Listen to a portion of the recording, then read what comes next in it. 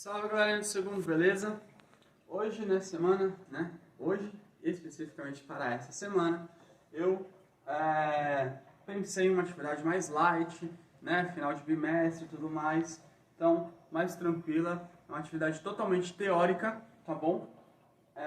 E só uma questãozinha, já adiantando aqui para vocês, ó. Uma questãozinha só na atividade, tá? Então, bem de boa semana para vocês. Nós vamos meio que concluir a parte aí, vai faltar uma partezinha que eu vou abordar junto do começo do segundo bimestre, do terceiro bimestre, tá bom? Para encerrarmos aí, mas hoje eu preferi passar essa parte mais teórica para dar essa desanuviada, essa desestressada, digamos assim, de atividade, de cálculo e tudo mais, tá bom?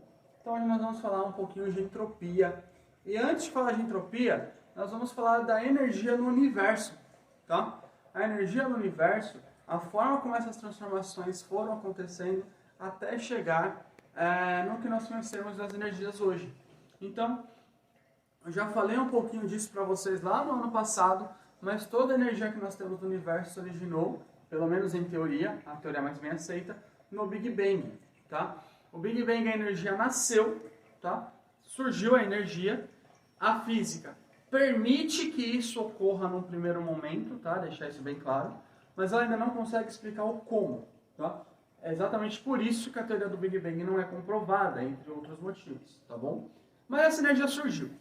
Quando essa energia surgiu, embora o nome Big Bang, quando ele surgiu, lembra que eu falei que os cientistas não têm criatividade, e quando eles mudam alguma definição, essa definição é mudada, mas o nome que foi dado muitas vezes se mantém. Com a teoria do Big Bang foi algo semelhante. Quando a teoria surgiu, ela era muito bem pensada no Big Bang Big Crush, Você tem toda a matéria concentrada, aí essa matéria fica numa estabilidade absurda e explode. Forma tudo o que tem que formar, chega no tamanho máximo, começa a voltar por causa da gravidade, forma de novo Big Crush, e aí forma de novo toda aquela massa concentrada, que se desestabiliza de novo, explode. Forma tudo que tem que formar, a gravidade volta tudo para o lugar, Big Crush de novo. Então seria esse Big Bang, Big Crush, pensava-se que toda a matéria estava concentrada. Conforme os cientistas foram avançando na tecnologia, pesquisa, essa teoria já mudou um pouquinho há algum tempo, tá?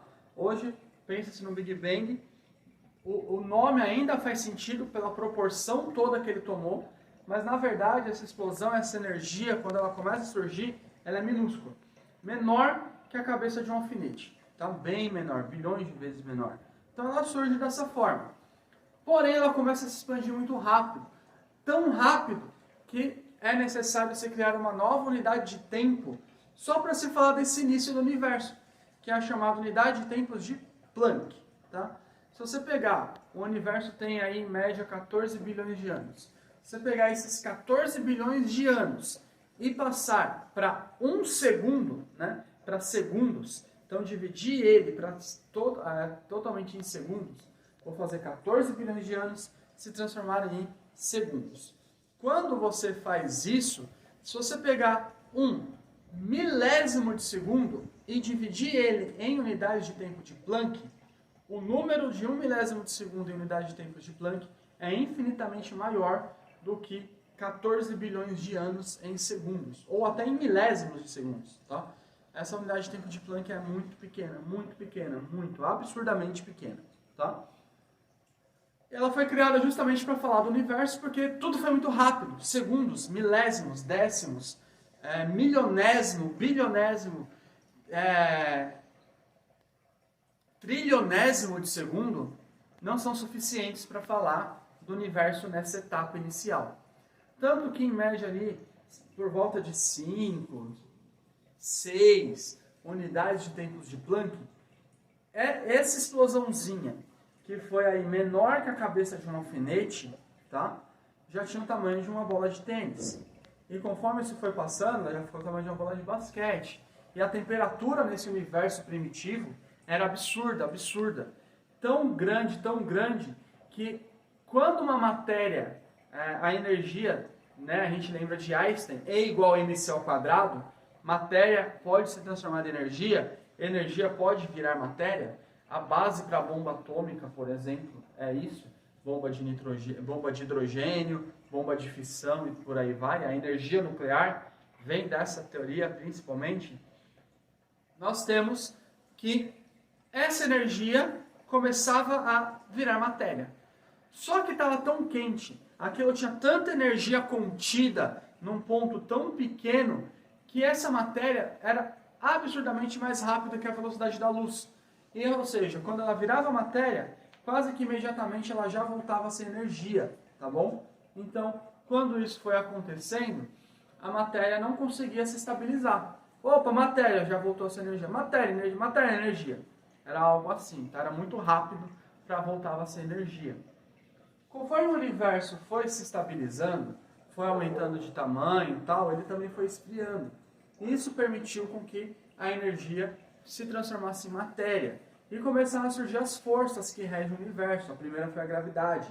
Depois surgiram as forças nuclear fraca, a força nuclear forte, né? A força nuclear fraca poderia ser a força, por exemplo, de estrelas menores ou do núcleo da Terra, coisas desse tipo, tá? E a energia nuclear forte, a das estrelas, tá bom? E a força eletromagnética também surge aí fechando essas quatro forças que regem o universo. Em parceria com essas forças, a energia começa a ser transformada. Então, a energia nuclear, né, a força nuclear forte, a gravidade, começam a se juntar e formar as estrelas. A força nuclear tenta mandar a estrela para fora, a gravidade manda a estrela para dentro, tenta encolher essa estrela. Isso entra em equilíbrio. Conforme isso entra em equilíbrio, começam a ocorrer reações nucleares, dois átomos de hidrogênio virando um de hélio, formando assim energia nuclear. Essa energia já estava contida nos átomos, tá? A energia virou matéria, ela só está voltando a ser energia, tá bom? Essa energia nuclear se torna energia térmica, né? Essa energia térmica chega aqui pra gente. Aí as plantas absorvem, vira energia química. Os animais herbívoros consomem essa energia. Aí continua sendo energia química, mas vira para eles. O ser humano come essas plantas, come esses animais, pega essa energia química para si, começa a se movimentar, energia cinética. Essa energia fica contida, energia potencial, né? Então, essa energia lá do início do universo começa a se transformar até gerar tudo hoje. Então, esse Big Bang, tudo que nós temos em volta, toda a matéria, inicialmente foi essa energia do Big Bang. E essa energia foi se transformando aos poucos até formar tudo que nós conhecemos hoje. Tanto em questão de matéria, como em questão de energia. Tá? Então, basicamente, tudo à nossa volta é uma grande pilha nuclear. Né?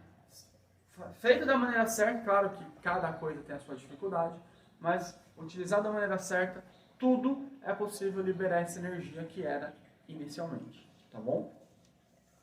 E aí nós entramos nesse termo de entropia. É um termo bastante complicado, tá? Então eu vou tratar ele da forma mais simples para vocês, mas eu vou tentar lidar com as nuances que esse sistema exerce aí, tá bom? Ou nos fornece. Então a entropia é uma grandeza termodinâmica. Quando nós falamos de entropia, nós entramos na segunda lei da termodinâmica. Nós falamos da primeira na aula passada. A segunda lei da termodinâmica diz assim: em sistemas termicamente isolados, ou seja, não tem troca de calor, o meio interno e externo, a medida da entropia deve sempre aumentar com o tempo, até atingir o seu valor máximo. Tá? Em outras palavras, é comum nós usarmos a entropia como falar de grau de desordem, grau de aleatoriedade, ou seja, que tudo tende para o caos. Tá? Isso é uma maneira muito simplória de falar isso, não deixa de ser verdade, mas é uma maneira muito simplória de trabalhar isso. Não é um caos completo, tá? Uma aleatoriedade eu acho que é melhor, expressa melhor o que é a entropia. Mas basicamente é isso. O universo está em constante expansão, né? Então hoje, se você olha um planeta hoje em uma direção, amanhã ele já não está exatamente naquela direção. Ele já está um pouco mais para frente, né? Tanto é que, e esses movimentos não necessariamente são todos para o mesmo lado, porque senão tudo só iria se afastar cada vez mais, né?